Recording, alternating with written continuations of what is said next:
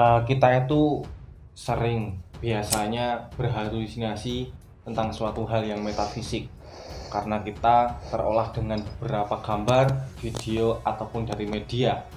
Ya, tidak lain salah satunya banyak di film horor-horor. Itu ada pocong, ada kuntilanak, ada genderuwo dan lain sebagainya. Itu kan merupakan suatu perwujudan dari setan ya, mungkin yang diwujudkan ya Pak ya. Lah, lantas bagaimana? Apakah mereka itu benar-benar bisa muncul, Pak? Atau itu hanya sebatas dongeng di film-film saja? Ini menurut Bapak bagaimana tentang hal ini?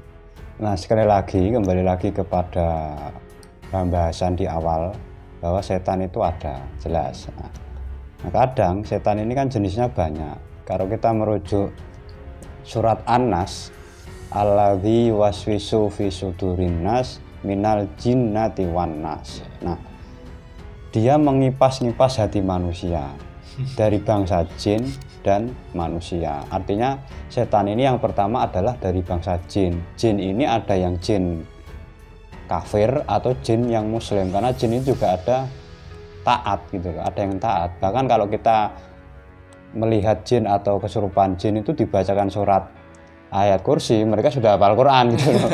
Jadi sangat lucu ketika akan dibacakan seperti itu. Nah, itu yang golongan pertama. Kemudian yang kedua dari bangsa manusia, wanas tadi. Nah, bangsa manusia ini kalau saya pernah diskusi dengan salah satu doktor atau ketua dosen asosiasi BK ya, beliau menjelaskan bahwa dari bangsa manusia ini manusia yang meninggal tetapi bahasanya tidak sampai kepada Tuhannya, karena konsepnya innalillahi wa inna ilaihi rajiun. Nah, ketika mereka tidak sampai ini arwahnya gentayangan.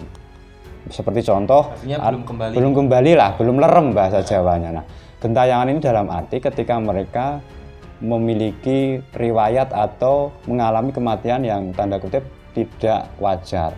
Seperti contoh kecelakaan, bunuh diri, diperkosa dibunuh, atau jatuh dari gedung tinggi. Nah, biasanya karena mereka matinya tidak wajar, tidak mengucapkan la ilaha illallah, syahadat atau yang lain ketika menjelang ajal menjemput, biasanya arwahnya itu tidak sampai atau nanti mereka itu mengambang baina sama'i wal ard atau di antara langit dan bumi. Nah, ketika mereka tidak sampai itu, kadang sering mengganggu manusia.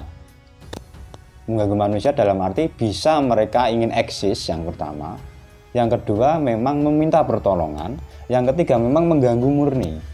Jadi ini variabelnya banyak, maka wajar ketika kita melihat di Jawa katakanlah ya pocongan, genderuwo, sundel bolong, kuntilanak dan sebagainya, wewe gombel. Nah, nanti kita akan bahas sendiri. Ternyata setan itu lahirnya juga dari konstruksi budaya manusia. Kenapa setan di Jawa dengan di Cina berbeda? Nanti ini tema sendiri. Tapi yang paling penting di sini dari bangsa jin ini pertama yang taat, yang ingkar atau memang menggoda manusia untuk melakukan kejahatan karena kontraknya MOU-nya dengan Tuhan menyeret sampai ke neraka dan dijadikan kayu bakar, bahasanya begitu ya di Al-Quran. Dan yang kedua dari bangsa manusia yang memang tadi matinya atau meninggalnya tidak wajar dan mereka ingin eksis, meminta pertolongan atau memang sengaja membunuh, sengaja menggoda manusia. Maka wajar ketika orang Jawa melalui pendekatan antropologinya ketika melewat kuburan itu amit, atau dalam Islam ya berdoa lah ya.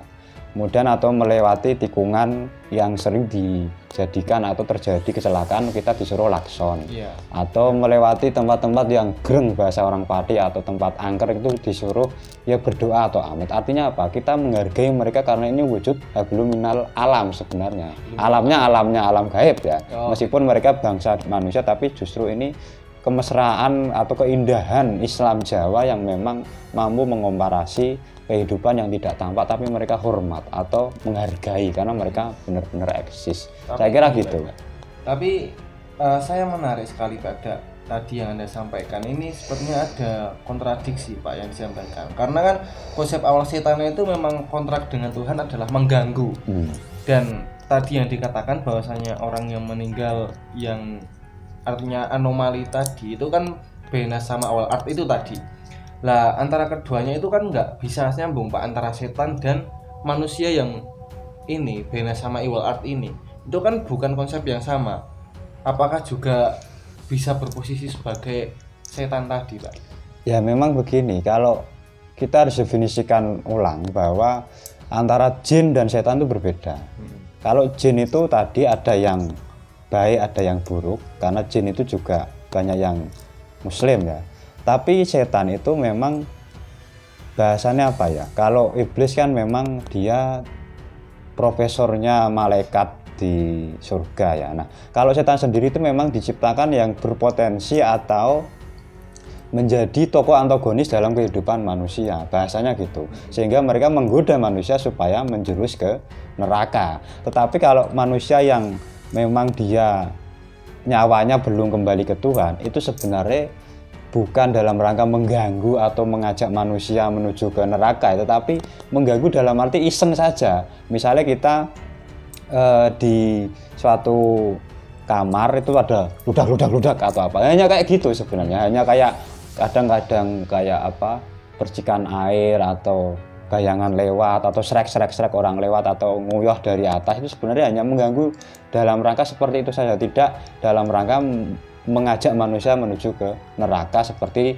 tokoh setan yang sudah awalnya dia setan, bukan setan yang dari Wanas tadi sebenarnya. Tapi kalau yang dari minal jinnati memang yuwaswisu fi sudurinas, mengipas-ngipas hati manusia, membuat ragu manusia, membuat manusia jauh dari Tuhan dan sebagainya. Sebenarnya konsepnya kalau kita merujuk ke Al-Quran seperti itu. Oke, ya. Mungkin seperti itu ya teman-teman, diskusi tentang setan-setan ini.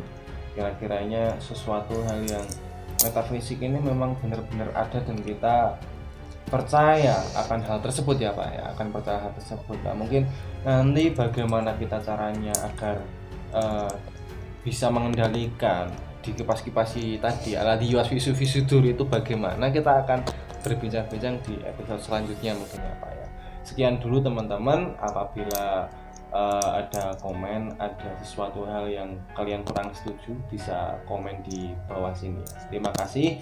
Sekian, assalamualaikum warahmatullahi wabarakatuh. Waalaikumsalam.